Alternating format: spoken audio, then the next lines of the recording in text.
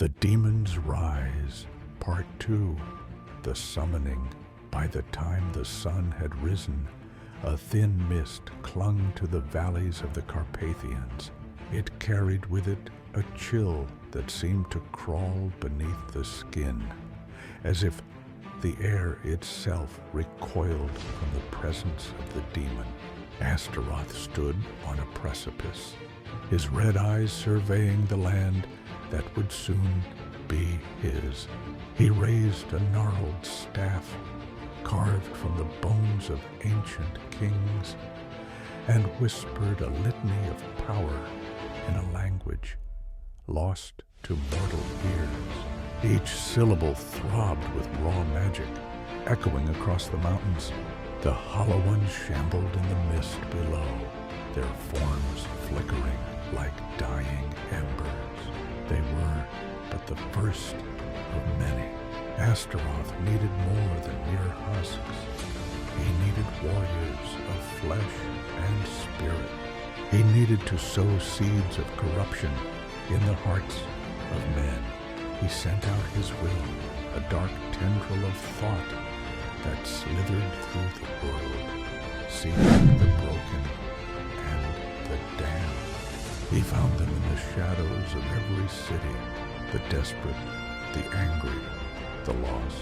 In dreams, he whispered promises of power and revenge, of kingdoms bathed in blood. In the city of Bratislava, a young woman named Elena awoke screaming. Her mind burned with visions of a throne of bone, a crown of fire, and an army that moved like a plague across the earth. She was a psychic, a gifted seer, and Astaroth had marked her as the first of his prophets. Meanwhile, in the ancient catacombs beneath Paris, a cult long thought extinct stirred to life.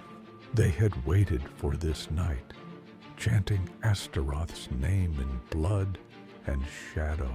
Their leader, Father Voss, was a madman who believed he had been chosen to serve the demon's will. He gathered the faithful, and in the darkness of the crypts, they performed the first of many unholy rituals.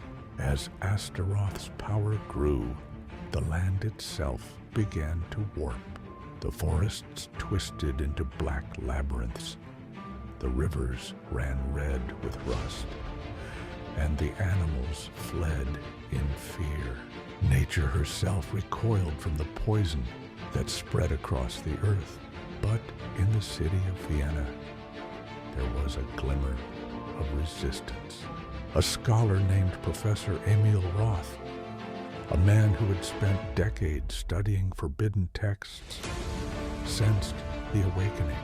In the dusty tomes of his library, he read of the last time Astaroth had walked the earth, an age of death and madness. He knew that the demon's rise could not be stopped by prayer alone. With trembling hands, Emil gathered the fragments of an ancient counterspell. He knew he was racing against time and against an enemy who would stop at nothing to rule.